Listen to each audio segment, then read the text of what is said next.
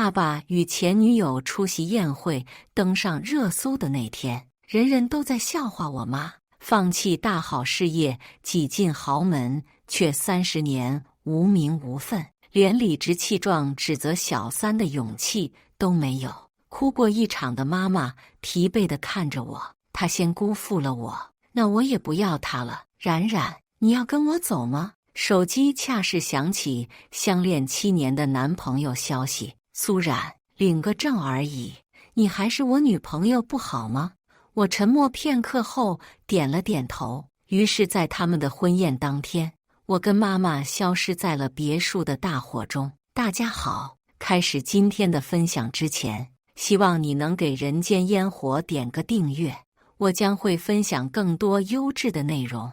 看到热搜的那一刻，我便急匆匆地赶回了家。妈妈坐在窗边，望着窗外她跟爸爸一同种下的蔷薇花。冉冉，他骗了我，他说过等他掌控整个顾家，就会跟我领证结婚。我等了整整30年，等到的却是他跟于越的结婚消息。我蹲下身子，抓住妈妈的手道：那些不过是狗仔瞎编的，事实还不一定呢。当初爷爷奶奶以死相逼，爸爸都不肯跟您分开，如今爷爷奶奶去世，又怎么会抛下您呢？妈妈拿起一旁的请帖递给我，凄然地笑道：这是李特助交给我的，说是希望我做好准备，到时候不要招惹是非。他心疼于越瞒着他生下儿子，又何曾想过我为了他放弃了一切，心甘情愿当了30年不能领证的妻子。我的女儿也被指着鼻子骂了20多年的私生女，到头来就得了一句不要招惹是非。孩子，这就是爸爸违背对妈妈的承诺，执意要娶于越的原因吗？就因为于越瞒着他生了个儿子，能够继承所谓的家业，所以他就要以承担起所谓可笑的责任为名，让妈妈负担这一切。妈妈哭得伤心，伸手将我抱住，她背信弃义，还妄想一切与从前一样。可我不是小三，我的女儿也不是私生女。说到这里，妈妈一点点抚摸着我的脸。冉冉，你要跟妈妈离开吗？还是要跟那沈家小子一起留在京城？提起沈月，我低头看了一眼手机上的消息。苏冉，领个证而已，你还是我女朋友不好吗？神情勉强回抱住妈妈说道：不了，妈妈，我是你的女儿，自然要跟你一起。至于我跟沈月，已经没有可能了。妈妈止住眼泪，担忧地看着我：怎么回事？沈月跟你谈了7年，现在怎么？我苦笑了一下，将手机上的消息按下。爸爸跟你30年都算不了什么，更何况我跟他的7年。沈家与林家有一个重点项目要合作，沈月已经答应了林家的联姻，这个月的15号就是他们的婚宴。至于我跟他，沈月说一切如常。听到这话，妈妈脸上染上怒气。一切如常，那不就是让你做小三？沈月简直欺人太甚，都怪妈妈，是妈妈害得你连个好好的恋爱都谈不成。泪水从妈妈脸颊滑落，她忍不住紧紧抱住我，不停地对我说着对不起。我安抚着妈妈，可眼泪也不知不觉落了下来。妈妈，这从来都不是我们的错，发现了也好，我们离开这里，重新开始生活，好不好？将妈妈安抚好，送回房间后，我便马不停蹄地回到公寓。刚一开门，便看到了屋子正中的沈月跟林寒。冉冉，你回来了，我就知道你还是舍不得放弃我们这段感情的。我的目光落在沈月手上的婚戒，露出一个讽刺的笑容。沈月，你带着婚戒跟你未来的妻子不经允许进入我的公寓，你不会还指望我给你什么好脸色吧？听出我话语中的嘲讽，沈月急匆匆地解释道：冉冉，你怎么就不明白呢？我说了很多次了，跟林寒结婚只是暂时的，沈家跟林家的合作不是我能够决定的，而且林寒也说了，愿意接受有你的存在。林寒恰时站出来，带着几分高傲地望着我。阿月说的没错，苏冉小姐可能不太清楚，像您这种，我在我们这个圈子见多了，只要不闹得太过分，我是不会让我父母那边出面的。而是沈家这边，我也愿意帮你说几句好话。毕竟姓苏跟姓顾还是不一样的。明晃晃的贬低，我干脆拿起桌子上的水杯，直接朝着两个人泼了上去。啊！林寒尖叫出声，沈月匆匆拿起纸巾帮林寒擦着水。苏冉，你是疯了吗？我看你们才是疯了。我冷着眼看着眼前的两人，扯了一个笑道：林小姐，你是没耳朵还是没脑子？我跟沈月正正经经谈了7年，到头来需要你们包容我，你们自以为是的在我面前演戏，问过我吗？现在立刻滚出我的房子！像是被我的话激怒到了，林寒气冲冲地跑到我面前：苏冉，你得意什么？你那个妈舔着个脸在顾家这么多年，连个结婚证都没有，现在顾叔叔要娶了于阿姨，你妈妈到头来不还是个小三？有什么妈就有什么女儿，我看你也是个小三的命。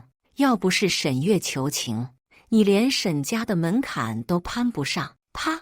不等林寒说完，我直接抬手狠狠地给了林寒一巴掌，下一秒沈月便直接将我推开，撞到了一旁的桌子上。我捂着被撞伤的额头，只觉得整个脑袋昏昏沉沉。苏冉，你别太过分！沈月心疼地护着林寒，指责我道：你还没认清楚吗？一旦顾叔叔娶了于阿姨，那你跟你妈都是见不得光的小三跟私生女。就你这样的出身，做情人都是丢人。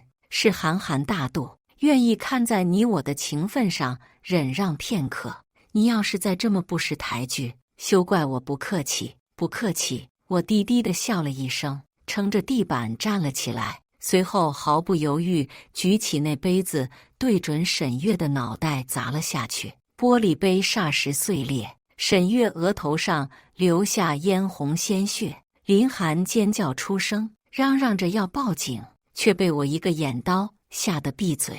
沈月，你带别人不经我同意私自进我的房子，这是私闯民宅，我才是要报警的那个。我也不需要他大度，就当我那7年喂了狗。沈月被我砸得头脑发昏，临走前仍不忘放下狠话：苏冉，你不看看你现在配当沈家的少夫人吗？我等着有你求我的一天。门关上的那一瞬间，我便再次跌倒在地上，脸上也不由得落下无声的泪水。我与沈月自小相识，又相恋7年，7年里，她记得我所有的喜好，会陪我过每一个纪念日，也会在我需要的时候及时出现。我以为我遇上了能够相伴一生的人，无数次与他憧憬我们结婚后的日子，可他明知道我最厌恶小三，却仍要因为那么可笑的理由，企图逼我就范。过往种种，竟都成了一场笑话。曾经他说他什么都不在乎，只要是我就好。如今也是他说，让我反思自己到底配不配成为他的妻子。想到这里，我再次站了起来，环视着这房子里的一切，从相册到摆件玩偶，公寓里的一砖一弹都是我跟沈月一起选的东西。他说要将这里当作我们的小家布置，兴致冲冲暗问了我一次又一次，将我喜欢的东西一一买来。冉冉，以后你再怎么生我的气，看在我这么用心的份上，一定得再给我一次机会啊！当初的沈月抱着我，玩笑般的对我说道，而我却认真的叮嘱他，那也得看你做了什么。如果你做了我最讨厌的事情，那我就一辈子不会原谅你。沈月信誓旦旦，死死抱着我不肯松手。怎么会呢？真有那一天，我就直接从我们定情的情海崖跳下去，给你赎罪，然后你再一把火把我烧了，骨灰扬了。想到从前的那些，我便愈发心痛难忍。我拿着手机打了个电话，对，这公寓卖了吧，越快越好。我准备好了一切，订好了和妈妈的机票，却被我爸的助理发现，直接派了保镖日夜监视我跟我妈，连他婚宴这天都要逼着我跟妈妈一起出席。婚宴当天，瞧见我跟妈妈的所有人都有些吃惊，今日可是顾总结婚呀，这对母女还敢来，还用说吗？那肯定是他们不要脸，非要跟来的。一个戏子，真以为自己能攀上高枝呢？生了个女儿，也是个不自爱的，想着能搭上沈家，结果还不是玩玩而已。可不呢，听说沈家那小子也是今日成婚呢。对呀，人林家小姐才是门当户对，哪里瞧得上他？细细碎碎的贬低与议论声传入耳中，各种异样的目光落在我跟妈妈身上。我担忧地看向妈妈，妈妈却温和地攥紧了我的手。冉冉，别担心妈妈，30年认清一个人代价虽大，但总算是清醒了。以后我们就按照自己的心意来就好。大门敞开，穿着婚纱的于月一步一步走了过来。爸爸一身笔挺西装，满脸柔情地看着走来的于月，而他们的儿子顾周将于月的手放在了爸爸手里。爸爸，以后妈妈就托付给你了，她这些年为了养我受了不少苦，希望您能够好好对她。爸爸脸上闪过一丝欣慰，拍着顾周的肩膀说道：你这小子倒是教训你爸来了，别光说我，你也是好好努力，以后顾家的家业还得交到你手里呢。一派父慈子孝的画面，惹得大家纷纷感慨不已。爸爸话一说完，目光又落在了我跟妈妈身上。还有，你苏阿姨怎么说也是陪了我这么多年，日后也不要太过无礼，总归该是你们的还是你们的，多余的我也不会犯糊涂。听出这话的敲打之意，众人嫌弃质疑的目光再次落在我跟妈妈身上。我反手握住妈妈的手，手机恰时响起，打开一看，是一段视频。视频之中，沈月正在跟林涵深情对视，对着林家父母郑重地宣誓：爸妈，你们放心，以后我一定会好好照顾涵涵，绝对不会让她受半点委屈，更不会让她难过。我深吸了一口气，直接站起身说道：顾先生也不必在这里阴阳怪气，我妈要是那种贪慕虚荣的人，又何苦在你身上错付30年？顾家我瞧不上，我妈更是瞧不上。你这所谓的家业，还是留着你的好儿子吧。似乎没想到我会当众闹难堪，爸爸脸上闪过一丝怒气。放肆！这种日子是由得你在这里胡闹的吗？你要是不愿意待，就带着你妈滚出去！一群黑衣保镖很快赶了过来，几乎是将我跟妈妈压着塞进了车里，直接将我们关在了别墅之中。直到保镖退出房门，我才从容拿出手机，让王叔将人全部调走。多年前，他妻儿病重，是我跟妈妈承担了医药费，救了他妻儿一命。后来，王叔为了报恩，当了顾家的保镖，没想到如今倒真是能用得上了。别墅的电视上恰好播放着爸爸跟沈月大婚的消息，看着深情拥吻的他们，妈妈的眼里已经没了曾经的难过。她神色平静地冲我笑笑，提起行李跟我说道：冉冉，我们走吧。我郑重地点了点头，叫来早已准备好的车辆，最后看了一眼这个我住了20多年的别墅，随后头也不回直接离开了。妈妈的老家在一个古镇，为了避免爸爸他们追查，我跟妈妈一路开车开了3天2夜，才终于看到熟悉的景物，再次踏上这片陪伴自己长大的土地。妈妈眼底顿时含着泪水。等候已久的舅舅舅妈迎了上来，接过我们的行李。小鱼，冉丫头回来了，回来就好呀。仅仅2句话，便让妈妈哭出了声。她忍不住抱住舅妈说道：“是我错了，这些年是我错了。当初你是没办法，又怎么能怪你呢？”舅舅拍了拍妈妈，舅妈也连忙安慰道：“所有人都以为妈妈是为了爸爸才放弃娱乐圈的事业，却从不知道妈妈原本就不喜欢娱乐圈。外公早早撒手人寰，外婆病重，偏偏舅舅意外摔伤，落得瘫痪在床。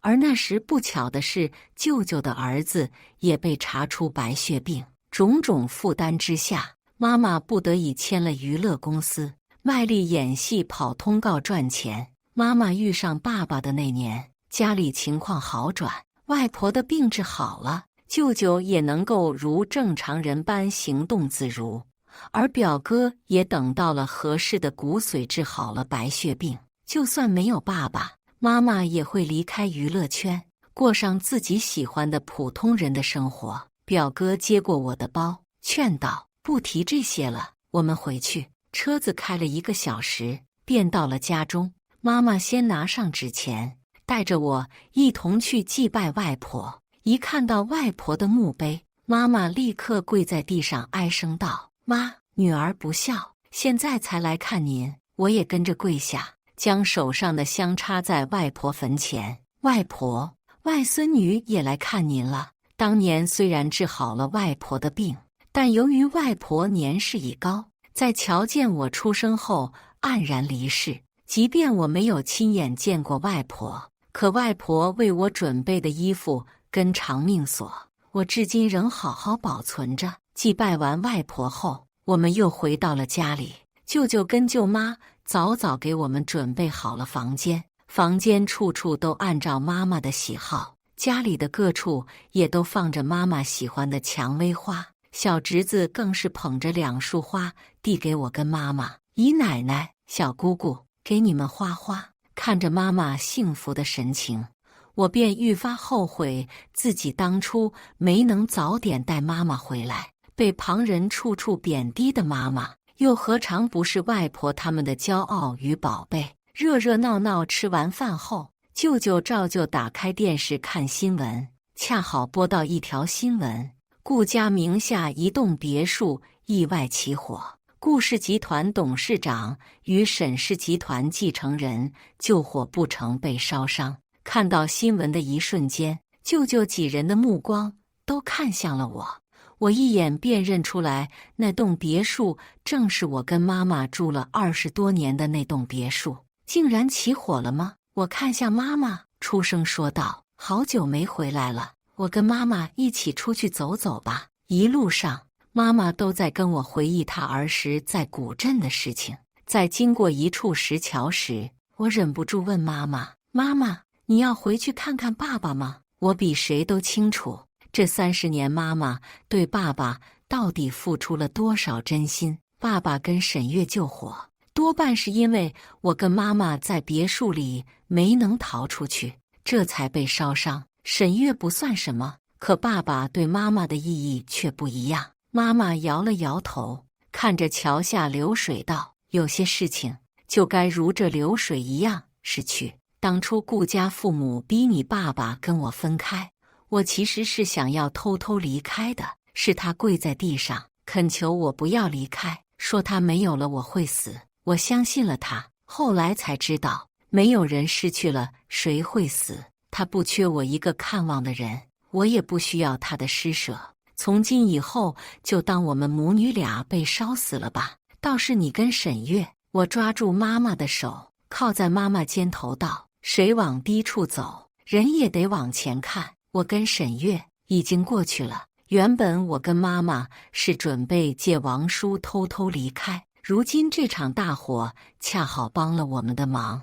不管是当作我们心碎纵火，还是意外失火，都无所谓了。没有结婚证，便也意味着夫妻关系并不成立。就算他们报警想找我跟妈妈，在已经结婚的前提上，都没办法让警察同意，更何况于越跟林涵势必会拦着他们的。属于我跟妈妈的美好未来正在对我们敞开怀抱。坐吃山空总是不好的，我跟妈妈商量了几天后，决定开一家旗袍店。外婆是十里八乡有名的旗袍裁缝，妈妈的外婆传授自然也不差，加上有我在一旁帮忙设计，店铺很快便开起来了。邻居们都记得外婆的手艺，如今见妈妈接过外婆的事业，纷纷赶来捧场，自发为我们宣传。时间一久，店铺也算是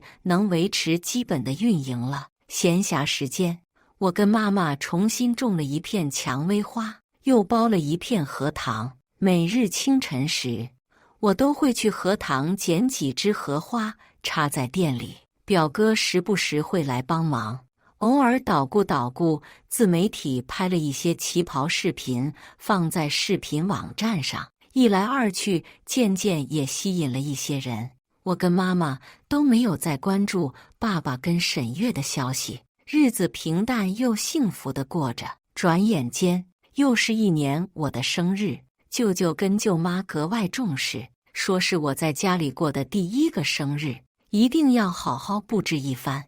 我跟妈妈把今天的最后一个旗袍订单完成后，便开始收拾准备回家。门外传来响声，妈妈忙着整理布料道：“不好意思，我们今天不接订单了哦。”冉冉，你去看看。我匆匆应了一句，忽然听到了熟悉的手机铃声，手上的剪刀顿住，抬头的瞬间便愣在了原地。怎么是你们？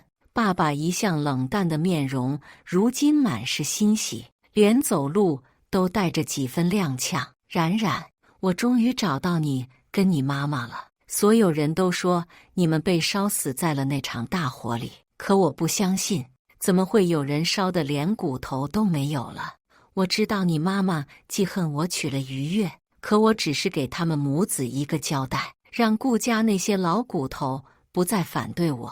现在我已经跟于越离婚了，可以跟你妈妈结婚了，日后我们就是光明正大的一家人。妈妈将我护在身后，神情冷淡道：“顾先生说笑了，我不过是个痴心妄想的戏子，哪里敢奢望顾夫人的位置？如今我跟冉冉过得很好，也不需要你的施舍。”听到妈妈的话，爸爸近乎崩溃地恳求道：“不是的，小鱼，我知道是我混蛋，将这么多年的温情当作倦怠，以为你在我心里不重要了。可你真正离开我才明白，不是你不重要了，是你早已融入我的骨血里，根本察觉不到任何不对。小鱼，我真的知道自己做错了，你就不能再给我一次机会吗？”似乎是觉得这话可笑，妈妈轻轻地笑了一声：“机会？顾晨，我跟你跟了30年，第3年我们要结婚，你父母反对，甚至不惜以死相逼。你可以放弃顾家的一切，跟我离开，也可以选择将我放弃，但你偏偏既要又要，跪在地上求我暂时留在你身边。第5年，我生下冉冉，想要跟你领一个结婚证，卑微到甚至愿意放弃婚礼，放弃让你公布这个消息。可你说你父母生病，不愿意刺激他们，甚至在我妈离世的时候都不愿意来看上一眼。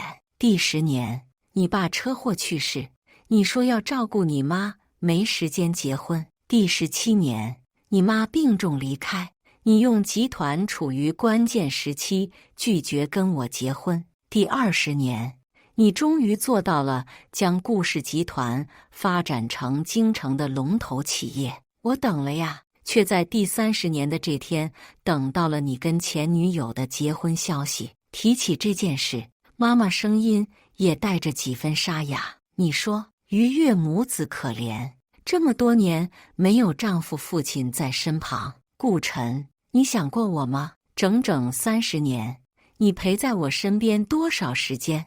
你让我跟冉冉遭受了多少非议？现在我死心了，要走了，你才来跟我说后悔，那是不是我不走，我这辈子都要顶着小三的名头到死，我的女儿就要一辈子蒙受私生女的耻辱。妈妈忽然的爆发吓到了爸爸，他往前走了几步，试图抓住妈妈，却被妈妈直接躲开。小鱼，不是的，我真的想跟你结婚的，可顾氏集团越做越大，我要顾忌的也越来越多，我害怕你变了。我以为就算没有那张结婚证，我们还是一样。够了！妈妈脸色铁青，厌恶道：“顾晨，我不想听你再说那些话，说来说去，你不就是觉得我是为了钱才留在你身边吗？可你别忘了，在我们认识的时候，顾家也不过如此。为了钱，我有无数更好的选择。你觉得你为了我付出了很多，难道我就没有为了你放弃掉那些吗？”爸爸停在原地，如一个无助的小孩般望着我。冉冉，你帮我劝劝你妈妈，你不是一直想要一家人好好在一起吗？我是不应该为了顾周忽视你。爸爸知错了。我摇了摇头，扶住妈妈的手。曾经我的确有过这样的念头，可那是5岁的苏冉，而不是25岁的苏冉。我知道爸爸，你其实并不喜欢我，甚至讨厌我，讨厌我是个女孩，讨厌我让妈妈从此无法再生育，所以你对我冷淡，千方百计打压我。又在得知你有一个儿子后，迫不及待选择跟于越结婚，只为给顾周一个名正言顺的身份。这些我其实并不介意，可你不应该伤害妈妈。我有无数次离开你的机会，但是都没有选择离开，因为我觉得只要你对妈妈好，这一切都不重要。可你背叛了妈妈，还让妈妈遭受了如此大的羞辱。爸爸，这也是我最后一次叫你爸爸，以后请顾先生不要再来打扰我们了。冉冉，冉冉，那我呢？匆匆赶来的沈月满脸深情地看着我，当初的话只是气话而已。我跟林寒并没有真的结婚，婚礼不过是做给外人看的。在我心里，你永远是我唯一的妻子。这话荒谬到让我忍不住发笑。沈月，到底是气话还是无意间吐露的真心话？你心里清楚。说来说去，不就是觉得嫌弃我没办法给你提供帮助吗？可沈月，从我们交往的第一天开始，我便告诉了你，我最讨厌的便是利益交换。你明明知道我唯一的心愿便是妈妈幸福快乐，却还是要用那张结婚证书羞辱我，羞辱我妈。沈月，你哪来的脸让我原谅你？久等不到，我们的舅舅他们也很快赶了过来。他们戒备地看着爸爸跟沈月，毫不客气地说道：“小鱼跟冉冉跟你们没有任何关系，如果还要继续纠缠下去，休怪我们不客气。”动静闹得有些大，旁边的邻居也纷纷赶了过来，全都警惕地看着爸爸跟沈月。苏家妹子，有什么要帮忙的，一定说呀。就是我们清水镇的人，可不能被旁人欺负了去。有些不要脸面的人，还是趁早离开这里。望见邻居们义愤填膺的目光，我心底也涌起一股暖流。在京城时，人人都言妈妈贪慕虚荣，不知羞耻。可清水镇的大家自小看着妈妈长大，又如何会相信网上那些传言？都认定了是爸爸不想负责任。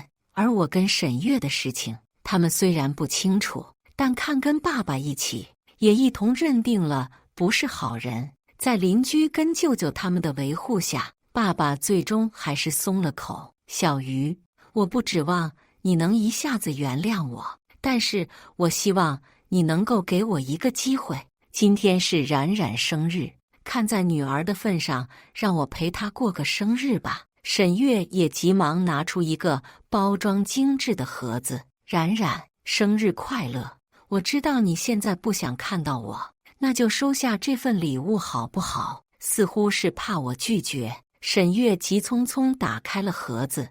我看着盒子里的钻石手链，厌烦地看了一眼沈月。沈月，我再告诉你一遍，我们已经结束了，也麻烦你不要再来打扰我。”妈妈轻轻抓住我的手，望着爸爸道：“顾晨，你缺席了冉冉很多个生日，现在你想要参与，也不过是借冉冉生日来忏悔，而不是出自真心。冉冉是我的女儿，她不该被这样当作工具。麻烦离开吧。”不等爸爸他们开口，妈妈直接带着我离开了。刚一到家，一声冲天响，彩带自空中飞落，侄子猛地抱住我的腿，冲着我甜甜一笑：“冉冉姑姑，生日快乐！”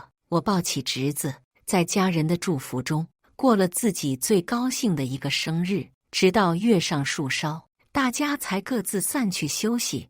我洗完澡，发现妈妈站在窗前，过去一看，发现竟是爸爸跟沈月站在楼下，痴痴地望着窗户。妈妈，我话刚一出口，妈妈便冲着我摇了摇头。冉冉，我知道你想要问什么，可我跟你爸爸已经是过去的事情了。你外婆说我性子执拗，认准的事情绝不回头。当初我能为了当初的承诺等了你爸爸30年，如今也绝不会后悔。至于你爸爸，我会让他不影响你的。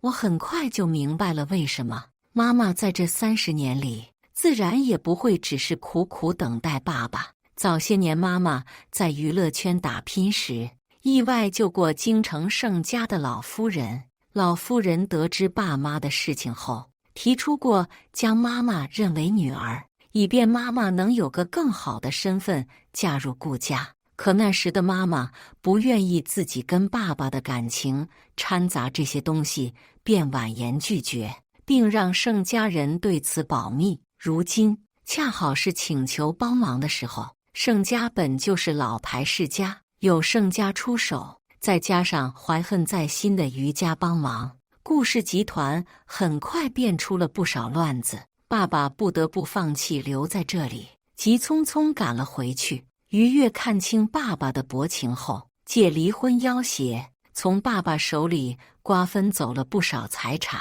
顾周留在顾家，可没几天便被爆出他并非爸爸的亲生孩子。当初于月与爸爸分手，并非所谓的家族逼迫，而是于月不愿意赌爸爸能否带领顾家度过危机，所以随便扯了个借口便分手出国。至于顾周，其实是爷爷偷偷养在外边的私生子所生，父子便叔侄，偏偏爸爸之前转交了不少权力给顾周。如今事情爆出后，整个顾氏集团顿时陷入一片混乱之中。爸爸受此打击，大病一场，之后身体便大不如从前。顾氏集团最后虽然稳定了下来，却也元气大伤，逐渐没落。本以为事情就这么结束，谁料旗袍店忽然被人泼了不少油漆，木门上甚至画着不少小三去死的字样。我了解一番才知道，原来林寒受不了沈月的背叛，直接将我们的事情闹了上去，口口声声说他跟沈月早就交往，是我不要脸非攀了上去。他多次忍让，谁料我竟唆使沈月跟他结婚，却并不领结婚证，这样来骗林家支持，漏洞百出的指控，却因为沈月的沉默，还有沈夫人无意间的一个点赞，让整件事翻至高潮。不明真相的网友咒骂我，甚至波及到了妈妈跟舅舅他们。我找上沈月，质问他到底怎么回事，可沈月却满脸愧疚地望着我说道：“冉冉，这件事我也没有办法，可只要你愿意跟我复合结婚，我就立刻帮你证明。我知道你的性子，肯定把我们过去7年的东西都给毁掉了，对不对？”望着沈月笃定的眼神，我还是忍不住狠狠扇了他一巴掌。沈月，你无耻！7年相恋，沈月自然清楚我的性子，断绝关系便会清理掉所有的一切。他正是吃准了这点，觉得我拿不出证据，所以才借林寒诬陷来拿捏我。冉冉，我真的知错了，就再给我一次机会吧。沈月想要抓住我的手，却被我直接躲开。沈月，你太自以为是了，就像那条钻石手链一样，那并不是我买不起，只是那条手链太短，戴着我会不舒服。在外人眼里，那条手链漂亮优雅，最适合我不过。可只有试过的我才知道，它根本就不适合我。而你也是一样。正如沈月所说，我的确会清理掉所有令我不快的东西，可他忘了我性子谨慎，既然闹翻了，自然要防备反目成仇。因此，一些关键的证据我并不会销毁。于是我整理一番后，直接将我跟沈月7年的证据放在了网上，顺便带上了当初他们在公寓指责我的监控录像。我一出声，很快在网上掀起了轩然大波，还有知情人记得林涵当初炫耀的朋友圈，明明白白表明他们在3年前才加上的好友，又怎么会先于我之前相识恋爱呢？舆论反噬，不少人冲到了林涵跟沈夫人的账号下怒骂，还有的直接开始抵制林氏集团与沈氏集团的产品，股价大跌。不少合作方纷纷解除合约或寻求新的合作商，还有不少对家趁机下场搅浑水。最后，沈月与林涵被迫公开道歉。可那时，沈家与林家也都元气大伤，反目成仇。沈月与林涵口中的没领结婚证，其实也是假的。沈月原本准备先求得我的原谅，再跟林涵商议离婚，这样怎么都不会亏。可事情一爆出，他不仅没能跟我复合，林涵更是咬死了不肯离婚，非要跟沈月纠缠到底。昔日还算和睦的夫妻，如今变为怨侣。沈月既要又要，最后却满盘皆输。一次争执中，沈月与林涵没注意对面驶来的车辆，直接发生了车祸。林涵毁了容，伤了身子，沈月则下半身瘫痪，只能一辈子躺在床上。见自己儿子成为废人，沈父直接接回了自己的私生子培养，沈母也每日痛骂沈月无能，最后干脆不管沈月。沈月落魄之际，再度想到了我，他借护工的手机跟我打了电话，真心忏悔他过去的所作所为。冉冉，当初如果我愿意结婚，是不是我们现在就会幸福的在一起了？那时的我跟妈妈登上了我们盼望许久的雪山，亲眼看到了雪莲的盛放。我对着手机那端轻轻说道：不会，因为你这种人贪心太过，永远会美化没得到的东西。如果我没能及时抽身，林涵便是我的下场。似有哭声传出，我却直接挂断了电话。下了雪山时，手机恰好收到了一条新闻：昔日沈家继承人于疗养院中自杀身亡。妈妈凑了过去笑道：冉冉，怎么了吗？我收起手机，冲着妈妈撒娇道：没什么，我只是在想，我们接下来去哪里好呢？海边潜水，冰岛极光，还是去沙漠骑骆驼？妈妈点了点我的额头，无奈地笑道：那当然都要去了，日子还长呢。对呀，时光漫长，曾经刻骨铭心的人，也不过是过路风景罢了。以上就是今天分享的故事，大家有什么想说的、想吐槽的，欢迎在下方评论交流，也更希望能给人间烟火点个订阅，我将会分享更多优质的故事内容。